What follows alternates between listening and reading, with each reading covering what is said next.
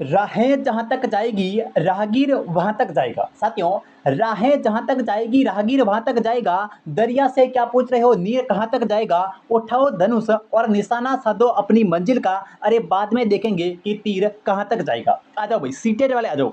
आज की इस क्लास के अंदर हम बात करेंगे सीटेट को लेकर के। साथियों, स्कोर है अपना 30 में से 30 का करना। ठीक है, प्रत्येक विद्यार्थी जो भी सीटेट की तैयारी कर रहा है वो आज से ही चैनल को सब्सक्राइब करके जुड़ जाना है। ठीक है, देखो भाई आज की क्लास का अपना पहला क्वेश्चन, आराम से क्वेश्चन को समझना है। ठीक है, प्रत्येक प्रश्न को लेकर के जो महत्वपूर्ण फैक्ट हैं वो भी मैं आपको बताऊंगा। तो चलो देखो देखो भाई, पहला क्वेश्चन है कि वृद्धि और विकास के संदर्भ में निम्न में से कौन सा कथन जो है वो सत्य है। यानी कि ग्रोथ और डेवलपमेंट को लेकर के इनमें से कौन सा कथन जो है वो सत्य है। देखो, वृद्धि विकास की एक प्रक्रिया का चरण है, बिल्कुल सही है। इसका क्षेत्र जो है ये असीमित होता है। साथियों, वृद्धि की बात करें तो वृद्धि का संबंध किससे है। साथियों, वृद्धि का संबंध है आकार और भार से। भाई क्वेश्चन पूछा गया था कि निम्न में से वृद्धि का संबंध जो है वो किससे है। तो वृद्धि का संबंध जो है ये अपने शरीर के आकार और भार से है। और ये साथियों जो है ये एक सीमित प्रक्रिया है भाई। ठीक है, माना कि अपनी जो ऊंचाई है वो अब बढ़ रही है। ठीक है, भार भी बढ़ रहा है, लेकिन एक उम्र के बाद ये रुक जाएगा। तो साथियों, वृद्धि की बात करें तो ये एक सीमित प्रक्रिया है भाई। ठीक है, तो वृद्धि जो है वो असीमित नहीं है। हाँ बिल्कुल, वृद्धि जो है ये विकास की प्रक्रिया का एक चरण है, लेकिन असीमित नहीं है। ठीक है, कैसी है, सीमित प्रक्रिया है। तो आपका ए ऑप्शन तो सही नहीं होगा क्योंकि इसमें लिखा है असीमित प्रक्रिया। ठीक है, देखो साथियों, विकास स्वयं के अंदर विस्तृत अर्थ रखता है। ठीक है, एवं वृद्धि इसका एक भाग होता है, बिल्कुल सही है। तो साथियों, विकास की बात करें, डेवलपमेंट की बात करें तो ये एक अपने आप के अंदर, ठीक है, विस्तृत अर्थ रखता है और वृद्धि जो है वो इसका एक भाग है, बिल्कुल सही है। देखो साथियों, विकास एक सतत प्रक्रिया नहीं है। देखो साथियों, विकास जो है वो सतत प्रक्रिया है। ठीक है, निरंतर चलती है। साथियों, विकास जो है ये निरंतर चलने वाली प्रक्रिया है। ये बालक के परिपक्व होने तक ही चलती है, ऐसा नहीं है। विकास जो है ये शुरू होता है अपने पूर्व प्रसव अवस्था से। ठीक है साथियों, जब बालक जो है वो माँ के गर्भ में होता है उस समय विकास स्टार्ट हो जाता है। ठीक है, तो विकास जो है ये एक निरंतर चलने वाली प्रक्रिया है और ये प्रसव पूर्व अवस्था से स्टार्ट हो जाता है। ठीक है, बालक के विकास के अंदर वृद्धि जो है वो आवश्यक है। साथियों, बालक के विकास के अंदर वृद्धि जो है ये आवश्यक नहीं है। तो यहाँ पे आपका कौन सा कथन है, यहाँ पे भाई आपका बी ऑप्शन जो है ये एक ही सही होगा। ठीक है, बी ऑप्शन जो है ये यहाँ पे आपका सही हो जाएगा कि विकास जो है ये स्वयं के अंदर एक विस्तृत अर्थ रखता है। ठीक है, और वृद्धि जो है ये इसका एक भाग होती है। बढ़े आगे, देखो आज की क्लास का अगला क्वेश्चन भाई। साथियों, धैर्य के साथ आराम से प्रत्येक क्वेश्चन को समझ रहे हैं। ठीक है, यहाँ से आपके बहुत सारे क्वेश्चन आपको देखने को मिलेंगे आपके पेपर के अंदर। ठीक है, देखो अगला क्वेश्चन। साथियों, अगला क्वेश्चन है कि निम्नलिखित में से कौन सा एक स्थूल गति कौशल है। बहुत ही अच्छा क्वेश्चन है। निम्नलिखित में से कौन सा जो है वो एक स्थूल गति कौशल है। ठीक है, देखो, बुनाई, तैरना, एक कागज पर वृत्त को रूपरेखा के अनुसार काटना या फिर एक कागज पर बड़े आयत को रूपरेखा के अनुसार काटना। बताना भाई कौन सा जो है वो स्थूल गति कौशल है। देखो साथियों, यहाँ पे स्थूल गति कौशल की बात करें तो यहाँ पे क्या होता है कि हाथ, ठीक है, पैर और अपने शरीर का जो दर्द होता है उसको हम शरीर को हम दर्द बोलते हैं। तो हाथ पैर ऐसी प्रक्रिया जिसके अंदर हाथ का, पैर का और दर्द का, ठीक है, तीनों का उपयोग होता है बड़े पैमाने पर। ठीक है, इसको हम स्थूल गति कौशल बोलते हैं। ठीक है, देखो, बुनाई के अंदर बुनाई जो है वही हाथ से की जाती है तो ये एक सूक्ष्म कौशल है। ठीक है, कागज पर वृत्त को रूपरेखा के अनुसार काटना ये भी अपना कैसा है, सूक्ष्म है। और साथियों, एक कागज पर बड़े आयत के रूपरेखा के अनुसार काटना ये भी सूक्ष्म है। लेकिन यहाँ पे तैरना की बात करें साथियों, यहाँ पे तैरना या फिर आ जाए दौड़ना, ठीक है, या फिर आ जाए साइकिल चलाना, साइकिल को चलाना, ये सभी जो क्रिया हैं ये स्थूल गति कौशल के उदाहरण हैं। ठीक है, तैरना हो गया, दौड़ना हो गया, साइकिल चलाना या फिर आ जाए रेंगना।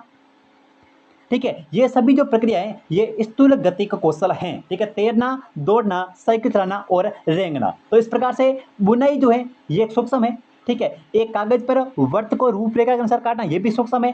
एक कागज पर बड़े आयत, इस प्रकार की जो गतिविधियां हैं ये अपने सूक्ष्म के अंदर आएगी। तो यहाँ पे आपका बी ऑप्शन जो है वो बिल्कुल यहाँ पे सही होगा, तैरना। तैरना जो है ये एक प्रकार की स्थूल गतिक कौशल है। दौड़ना आ जाए तो ये भी एक स्थूल गति कौशल है, ठीक है। साइकिल चलाना, रेंगना, इस प्रकार की एक और आ जाए यहाँ पे, जैसे गेंद को फेंकना, गेंद को फेंकना, तो ये जो प्रक्रिया है ये स्थूल गति कौशल के उदाहरण हैं, ठीक है। उम्मीद करता हूँ आप अच्छे से समझ गए होंगे। देखो आज की क्लास का अगला क्वेश्चन भाई साथियों, अगला क्वेश्चन है कि किस आयु में, देखो यहाँ पे किस आयु में बच्चे शब्दों के खेल में शामिल हो सकते हैं, ठीक है, और चुटकुला और पहेलियों को पसंद कर सकते हैं जिनमें शब्दों का खेल जो है वो शामिल हो। बहुत ही अच्छा क्वेश्चन है और सीटेट के अंदर ये क्वेश्चन आपके पूछा गया था कि किस आयु में बच्चे जो हैं वो शब्दों के खेल में शामिल हो सकते हैं, ठीक है, और चुटकुला और पहेलियों को पसंद कर सकते हैं जिनमें शब्दों का खेल शामिल हो। देखो साथियों, 1 वर्ष के अंदर बच्चे जो होते हैं उसको शब्दों की समझ नहीं होती है 1 वर्ष के अंदर, ठीक है। देखो 3 वर्ष के अंदर भी नहीं होती है। यहाँ पे 12 वर्ष और 7 वर्ष दोनों में से आपको एक छांटना है। तो साथियों अगर यहाँ पे बात करें कि 7 वर्ष, देखो 5 से लेकर के 7 वर्ष के जो आयु के जो बच्चे होते हैं उनको जो है वो चुटकुला और पहेलियों को पसंद करते हैं और उनके अंदर जो शब्दों का खेल है वो शामिल होता है, ठीक है। 5 से लेकर के 7 वर्ष तक, तो आपका डी ऑप्शन जो है वो यहाँ पे सही होगा, 7 वर्ष, ठीक है। 5 से लेकर के 7 वर्ष तक के जो बच्चे होते हैं उनको उनके जो खेलों में शब्दों का खेल जो है वो शामिल होता है, ठीक है। तो बढ़े आगे, देखो आज की क्लास का अगला क्वेश्चन भाई, अगला क्वेश्चन है कि हार्वर्ड गार्डनर के अनुसार एक दर्शन शास्त्री के पास में किस प्रकार की बुद्धि होती है। बहुत ही बड़ा क्वेश्चन है। हार्वर्ड गार्डनर ने बहुबुद्धि का सिद्धांत दिया है, ठीक है। हार्वर्ड गार्डनर ने बहुबुद्धि का सिद्धांत दिया है और हार्वर्ड गार्डनर ने बुद्धि के जो है वो 9 प्रकार बताई। अगर आपसे क्वेश्चन पूछे कि बहुबुद्धि का सिद्धांत जो है वो किसके द्वारा दिया गया या फिर बहुबुद्धि सिद्धांत के प्रतिपादक कौन है, तो अच्छे से याद रखना हार्वर्ड गार्डनर, ठीक है। हार्वर्ड गार्डनर ने बहुबुद्धि का सिद्धांत दिया है और प्रकार की बात करें तो 9 प्रकार बताइए, ठीक है। दर्शन शास्त्री के पास में किस प्रकार की बुद्धि होती है, भाषिक बुद्धि, स्थानिक, अंतःवैयक्तिक बुद्धि या फिर ये सभी। साथियों यहाँ पे दर्शन शास्त्री की बात करें तो इसके पास जो है दर्शन शास्त्री के पास में अंतःवैयक्तिक जो बुद्धि है ये अपने दर्शन शास्त्री के पास में होती है अंतःवैयक्तिक बुद्धि, ठीक है। देखो इस बुद्धि का नाम है पारस्परिक बुद्धि, ठीक है। अगर ऑप्शन में अगर आपने ये नहीं आया ना अंतःवैयक्तिक बुद्धि तो इसकी जगह आएगा पारस्परिक बुद्धि, ठीक है। एक दार्शनिक के पास में साथियों अच्छे से रखना, देखो एक वैज्ञानिक के पास में कौन सी बुद्धि होती है साथियों, एक मनोवैज्ञानिक के पास में जो बुद्धि होती है वो अंतःवैयक्तिक बुद्धि या फिर पारस्परिक बुद्धि, ठीक है। एक दार्शनिक के पास में कौन सी होती है, अंतःवैयक्तिक बुद्धि या फिर पारस्परिक बुद्धि, ठीक है। मनोवैज्ञानिक के पास में भी ये होती है। साथियों अगर आपसे क्वेश्चन पूछे कि एक राजनीतिज्ञ के पास में कौन सी बुद्धि होती है तो वो ये होती है। अगर आपसे पूछे कि एक काउंसलर के पास में, देखो साथियों यहाँ पे अगर आपसे पूछें कि एक काउंसलर बनने के लिए किस प्रकार की बुद्धि होती है तो ये होती है अंतःवैयक्तिक बुद्धि या फिर इसका नाम है पारस्परिक बुद्धि, ठीक है। तो आपका सी ऑप्शन जो है वो बिल्कुल यहाँ पे सही हो जाएगा, अंतःवैयक्तिक बुद्धि या फिर इसी का नाम है पारस्परिक बुद्धि। बढ़े आगे, देखो नेक्स्ट क्वेश्चन,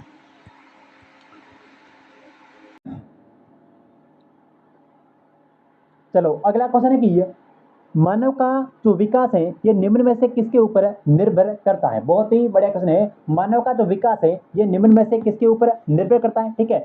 उसकी बुद्धि के ऊपर, उसके वातावरण के ऊपर, उसकी बुद्धि पर या फिर उसकी बुद्धि तथा वातावरण से मिलने वाली परिपक्वता के ऊपर। साथियों यहाँ पे विकास की बात करें, डेवलपमेंट की बात करें तो इसके लिए 2 चीजें इंपॉर्टेंट है, एक तो वंशानुक्रम और दूसरी चीज है यहाँ पे वातावरण, ठीक है। मानव के विकास के अंदर, बालक के विकास में वंशानुक्रम और वातावरण की जो है वो महत्वपूर्ण भूमिका होती है, ठीक है। ये 2 कारक जो है ये विकास को प्रभावित करते हैं, ठीक है। एक तो वंशानुक्रम और एक वातावरण। तो यहाँ पे बात करें मानव के विकास जो है ये किसके ऊपर निर्भर करता है तो ये साथियों उसकी वृद्धि तथा वातावरण से मिलने वाली परिपक्वता के ऊपर, ठीक है। तो आपका डी ऑप्शन जो है वो बिल्कुल यहाँ पे सही हो जाएगा, उसकी वृद्धि तथा वातावरण से मिलने वाली परिपक्वता के ऊपर, ठीक है। बढ़े आगे, देखो नेक्स्ट क्वेश्चन, देखो अगला क्वेश्चन साथियों, अगला क्वेश्चन है कि जब किशोर में किसी वस्तु, समस्या या परिस्थिति के लिए निजी स्तर पर निर्णय लेने की क्षमता का विकास परिपक्व होने लगता है तो इस विकास को क्या कहते हैं। बहुत ही बड़े क्वेश्चन है। किशोर की बात करें तो किशोर अवस्था जो होती है ये होती है 12 से लेकर के 19 वर्ष का जो टाइम होता है, ठीक है, 12 से लेकर के 19 वर्ष तक का जो समय होता है वो होता है किशोरावस्था, ठीक है। तो जब किसी किशोर को किसी वस्तु या फिर परिस्थिति को लेकर के या फिर किसी समस्या को लेकर के खुद के स्तर के ऊपर कोई क्षमता का विकास परिपक्व होने लगता है, ठीक है, खुद के स्वयं के ऊपर निर्णय लेना, स्वयं से जो है वो किसी चीज का फैसला करना, तो ये लेने की क्षमता का विकास परिपक्व होने लगता है। तो इस विकास को क्या कहते हैं? तो भाई इस विकास को कहते हैं संज्ञानात्मक विकास, ठीक है। तो आपका बी ऑप्शन जो है वो बिल्कुल यहाँ पे सही हो जाएगा, संज्ञानात्मक विकास कहते हैं, ठीक है। बढ़े आगे, देखो नेक्स्ट क्वेश्चन। साथियों आज की क्लास का अगला क्वेश्चन और बढ़िया शानदार क्वेश्चन है। अगला क्वेश्चन है कि देखो कथन एक, आपको कथन ये है कि शैशव काल अवस्था में बालक का शारीरिक और मानसिक विकास जो है ये तीव्रता से होता है। बिल्कुल सही। देखो शैशवावस्था की बात करें तो 0 से लेकर के 2 वर्ष तक, ठीक है, जो टाइम पीरियड होता है उसको बोलते हैं शैशवावस्था, ठीक है। शैशवावस्था की आयु पूछें या फिर आप इसे पूछें कि कितने वर्ष तक, तो देखो 0 से लेकर के 2 वर्ष तक का जो टाइम पीरियड होता है वो होता है शैशवा काल का या फिर शैशवावस्था का। इसके अंदर बालक का शारीरिक और मानसिक विकास जो है वो सबसे फर्स्ट होता है। साथियों किस अवस्था के अंदर आपसे पूछे कि किसी बालक का शारीरिक और मानसिक विकास जो है वो सबसे सुपर फास्ट तरीके से होता है, तो वो होता है शैशवावस्था के अंदर, ठीक है। अगर शैशवावस्था नहीं लिखा हुआ है तो यह फिर ऐसा आएगा 0 से लेकर के 2 वर्ष के बीच बालक का सर्वाधिक विकास होता है। कौन सा? शारीरिक और मानसिक विकास जो है वो सर्वाधिक तेज गति से होता है। तो आपका कथन ए जो है वो बिल्कुल सही है। देखो यहाँ पे कारण भी है कि इस अवस्था में संवेगात्मक विकास होता है तथा सीखने की गति जो है ये धीमी होती है। देखो साथियों सीखने की गति जो है ये तेज होती है। यहाँ पे संवेगात्मक विकास तो होता है इस अवस्था में, लेकिन सीखने की जो गति है वो बहुत ही ज्यादा तेज होती है। तो आपका कथन ए सही है, लेकिन कारण जो आ रहे हैं ये बिल्कुल गलत है। तो देखो कथन यहाँ पे ए सही है, लेकिन कारण जो है ये आ रहे हैं ये आपका गलत हो जाएगा यहाँ पे। तो आपका सी ऑप्शन जो है वो बिल्कुल परफेक्ट जाएगा। कथन ए सही है, लेकिन कारण जो आ रहे हैं वो गलत है, ठीक है। बढ़े आगे, देखो नेक्स्ट क्वेश्चन। अगला क्वेश्चन है कि शिक्षण की विभिन्न विधियों के लिए कौन सी अवस्था तो है वो सबसे ज्यादा उपयुक्त है, ठीक है। शिक्षण की विभिन्न विधियों के लिए, ठीक है, कौन सी अवस्था तो है वो सबसे ज्यादा उपयोगी है? बाल्यावस्था, शेषावस्था, प्रौढ़ावस्था या फिर किशोरावस्था? साथियों शिक्षण की विभिन्न विधियों के लिए बाल्यावस्था तो है वो सबसे श्रेष्ठ है। तो आपका ए ऑप्शन जो है वो बिल्कुल यहाँ पे सही देगा, बाल्यावस्था। देखो बाल्यावस्था को हम 2 टाइप के अंदर बांटते हैं, ठीक है, 2 भागों में बांटते हैं। एक तो होती है पूर्व बाल्यावस्था, ठीक है, एक होती है उत्तर बाल्यावस्था, ठीक है, पूर्व बाल्यावस्था और उत्तर बाल्यावस्था, ठीक है। ये जो पूर्व बाल्यावस्था होती है ये होती है अपने 2 वर्ष से लेकर के 6 वर्ष तक, और साथियों उत्तर बाल्यावस्था की बात करें तो ये 6 वर्ष से लेकर के 12 वर्ष तक होती है, ठीक है। तो यहाँ पे देखो यहाँ पे सबसे ज्यादा शिक्षण विधियों के द्वारा बालक को जो है वो पढ़ाया जाता है। तो शिक्षण विधियों के लिए सर्वाधिक जो उपयोगी एज है, सर्वाधिक उपयोगी जो अवस्था है वो है बाल्यावस्था। बाल्यावस्था को हम 2 भागों में बांट सकते हैं, ठीक है। एक तो अपनी होती है पूर्व बाल्यावस्था जिसका जो टाइम पीरियड होता है वो होता है 2 से लेकर 6 वर्ष तक, और साथियों उत्तर बाल्यावस्था की बात करें तो ये होती है 6 से लेकर के 12 वर्ष तक, ठीक है। समलैंगिक मित्रता, ठीक है, समूह में रहना, समूह में खेलना, ये सभी जो है जो बाल्यावस्था की विशेषता है। तो देखो बाल्यावस्था के अंदर शिक्षण विधियों के द्वारा पढ़ाया जाता है। तो बाल्यावस्था के अंदर शिक्षण की विभिन्न विधियों के लिए अवस्था जो है वो बाल्यावस्था सबसे ज्यादा उपयोगी है। बढ़े आगे, देखो नेक्स्ट क्वेश्चन। आज की क्लास का अगला क्वेश्चन है कि किस अवस्था में बालकों में नई खोज करने की और घूमने की प्रवृत्ति जो है वो सबसे ज्यादा बढ़ जाती है? किस अवस्था के अंदर एक बालक के अंदर, ठीक है, नई खोज करने की और घूमने की जो प्रवृत्ति है वो बहुत अधिक बढ़ जाती है? तो ये बढ़ जाती है उत्तर बाल्यावस्था के अंदर, ठीक है। उत्तर बाल्यावस्था की बात करें तो उत्तर बाल्यावस्था का जो टाइम पीरियड होता है ये होता है 6 वर्ष से लेकर के 12 वर्ष के बीच का टाइम, ठीक है। उत्तर बाल्यावस्था एक होती है पूर्व बाल्यावस्था। पूर्व बाल्यावस्था जो है ये 2 वर्ष से लेकर के 6 वर्ष तक होती है, ठीक है। उसके बाद में 6 वर्ष से लेकर के 12 वर्ष के बीच जो है ये होती है उत्तर बाल्यावस्था। उत्तर बाल्यावस्था के अंदर नई खोज करना और बिना मतलब के, ठीक है, बिना किसी उद्देश्य के निउद्देश्य भ्रमण करने की जो प्रवृत्ति होती है ये उत्तर बाल्यावस्था के अंदर पाई जाती है। टाइम पीरियड पूछे तो करना है 6 वर्ष से लेकर के 12 वर्ष के बीच में। तो आपका कौन सा बी ऑप्शन जो है वो बिल्कुल यहाँ पे सही हो जाएगा, उत्तर बाल्यावस्था। आज की क्लास का अगला क्वेश्चन, अगला क्वेश्चन है कि किशोर की सबसे नाजुक एवं संवेदनशील समस्या जो है ये क्या होती है। किशोर की सबसे नाजुक, ठीक है, और संवेदनशील समस्या जो है वो क्या होती है। व्यवसाय संबंधी समस्या, यौन संबंधी समस्या, समायोजन संबंधी समस्या, या फिर प्रश्न व्यास से संबंधित कोई समस्या। किशोर अवस्था जो होती है ये होती है 12 वर्ष से लेकर के 19 वर्ष के बीच में, ठीक है। ये जो अवस्था होती है ये साथियों यौन संबंधी समस्या से लेकर के सबसे ज्यादा संवेदनशील होती है, यौन संबंधी समस्या। तो आपका बी ऑप्शन जो है वो बिल्कुल यहाँ पे सही हो जाएगा, यौन संबंधी समस्या। ठीक है, बढ़े आगे, देखो नेक्स्ट क्वेश्चन। आज की क्लास का अगला क्वेश्चन है कि मानव विकास की किस अवस्था के बाद व्यक्ति जो है ये परिपक्व हो जाता है। परिपक्व मतलब यहाँ पे पूर्णतः उसका विकास जो है वो हो जाता है, तो ये होता है किशोर अवस्था के अंदर, ठीक है। किशोर अवस्था के बाद में एक बालक का सर्वाधिक जो विकास है ये किशोर अवस्था के बाद में पूर्णतः वो परिपक्व हो जाता है, तो किशोर अवस्था बिल्कुल यहाँ पे सही हो जाएगा आपका डी ऑप्शन। चलो नेक्स्ट क्वेश्चन। आज की क्लास का अपना अगला क्वेश्चन साथियों, अगला क्वेश्चन है कि अधिगम एक किस प्रकार की प्रक्रिया है। ठीक है, देखो अधिगम जो है ये किस प्रकार की प्रक्रिया है। जटिल प्रक्रिया है, आधुनिक, सार्वभौमिक, या फिर अनुकूल प्रक्रिया। साथियों यहाँ पे आपको बताना है कि लर्निंग जो है ये एक प्रकार के किस प्रकार की प्रक्रिया नहीं है। तो देखो अधिगम लर्निंग की बात करें तो अपने जटिल प्रक्रिया है, बिल्कुल सही है, ठीक है। सार्वभौमिक है, कहीं पर भी अधिगम हो सकता है, जरूरी नहीं है कि विद्यालय के अंदर ही हो, ठीक है। परिवार में, समाज के अंदर, कहीं पर भी जहाँ पर भी हम जाते हैं वहाँ पर कुछ ना कुछ नया सीखते हैं, तो वो होता है अधिगम। तो सार्वभौमिक है मतलब कहीं पर भी कुछ ना कुछ सीखा जा सकता है, ठीक है। अनुकूल प्रक्रिया है, बिल्कुल सही है, लेकिन यहाँ पे आधुनिक प्रक्रिया जो है ये एक अधिगम की प्रक्रिया नहीं है, ठीक है। जो अधिगम जो लर्निंग है ये आधुनिक प्रक्रिया इसके अंदर नहीं आती है, बाकी जटिल भी है, ठीक है, सार्वभौमिक भी है और अनुकूल प्रक्रिया भी है। तो आपका बी ऑप्शन जो है वो यहाँ पे सही हो जाएगा, आधुनिक प्रक्रिया। ठीक है, बढ़िया आगे देखो नेक्स्ट क्वेश्चन। अगला क्वेश्चन है कि भाषा विकास में सहयोग करने का कौन सा तरीका जो है वो गलत है। बहुत ही बढ़िया क्वेश्चन है, भाषा के विकास के अंदर सहयोग करने का कौन सा तरीका जो है वो गलत है। बच्चों को बिना टोके प्रकरण पर बात करना, बिल्कुल सही है।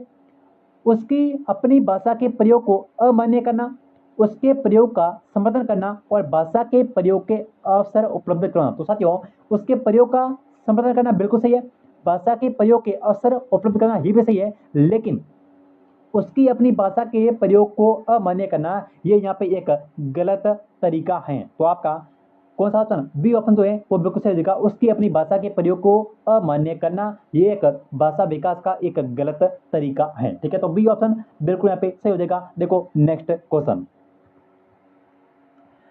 अगला क्वेश्चन है कि मानव विकास है मात्रात्मक, गुणात्मक, कुछ सीमा तक अमापनीय या फिर 1 और 2 दोनों। साथियों मानव का जो विकास है ये मात्रात्मक भी है और गुणात्मक भी है, तो ए और बी यानी कि आपका डी ऑप्शन जो है वो बिल्कुल यहाँ पे सही हो जाएगा, 1 और 2 दोनों।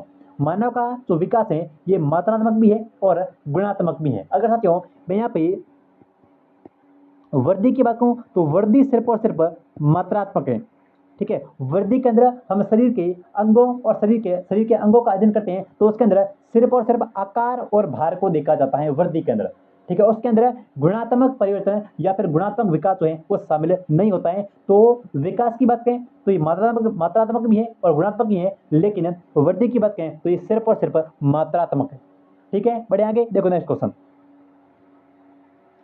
साथियों अगला क्वेश्चन है कि ये शैशव काल की अवधि है, बहुत ही अच्छा क्वेश्चन है। शैशव काल की अवधि है, ठीक है, जन्म से लेकर के 2 वर्ष तक, जन्म से 3 वर्ष तक, 2 से 3 वर्ष या फिर जन्म से 1 वर्ष तक। साथियों शैशव काल की बात करें तो ये होता है जन्म से लेकर के 2 वर्ष तक का जो एज होती है वो होती है शैशव काल, ठीक है। तो आपका ए ऑप्शन बिल्कुल सही जगह, शैशव काल की जो अवधि है ये होती है जन्म से लेकर के 2 वर्ष तक, ठीक है। बढ़े आगे देखो नेक्स्ट क्वेश्चन। अगला क्वेश्चन है कि विकास से की ओर बढ़ता है। विकास जो है वो जटिल से कठिन की ओर बढ़ता है, विकास विशिष्ट से सामान्य की ओर, विकास साधारण से आसान की ओर, विकास जो है वो सामान्य से विशिष्ट की तरफ बढ़ता है। साथियों डेवलपमेंट की बात करें, विकास की बात करें तो ये हमेशा सामान्य से विशिष्ट की तरफ बढ़ता है। तो आपका डी ऑप्शन जो है वो सही हो जाएगा, सामान्य से विशिष्ट की तरफ।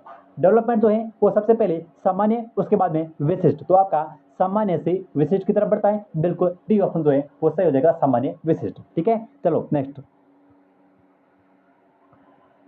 अगला क्वेश्चन है कि भाषा विकास के लिए जो है वो प्रारंभिक बचपन काल कौन सा है। ठीक है, प्रारंभिक बचपन काल जो है वो कम महत्वपूर्ण है, अमहत्वपूर्ण है, अति संवेदनशील है या फिर निरपेक्ष है। साथियों, भाषा विकास के लिए जो प्रारंभिक बचपन का काल है ये सबसे ज्यादा अति संवेदनशील है। तो आपका सी ऑप्शन जो है वो यहाँ पे सही हो जाएगा, अति संवेदनशील। ठीक है, भाषा के विकास के लिए जो प्रारंभिक बचपन काल है ये अति संवेदनशील है। सी ऑप्शन जो है वो बिल्कुल सही हो जाएगा। ठीक है, देखो नेक्स्ट क्वेश्चन।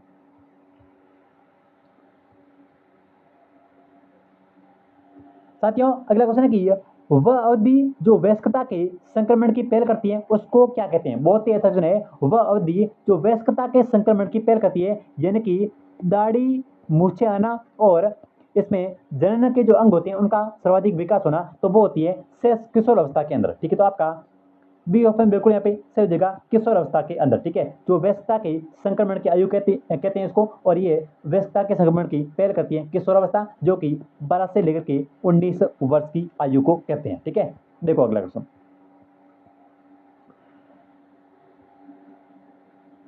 अगला क्वेश्चन है कि निम्नलिखित में से किस अवधि में शारीरिक वृद्धि और विकास जो है ये तीव्र गति से घटित होता है। ठीक है, शैशवावस्था, प्रारंभिक अवस्था, बाल्यावस्था या फिर प्रारंभिक बाल्यावस्था, मध्य बाल्यावस्था, मध्य बाल्यावस्था, किशोरावस्था या फिर किशोरावस्था और व्यस्तता। यहाँ पे बात करें, शारीरिक वृद्धि सबसे तेज और विकास भी सबसे तेज, तो ये होता है शैशवावस्था और प्रारंभिक बाल्यावस्था के अंदर।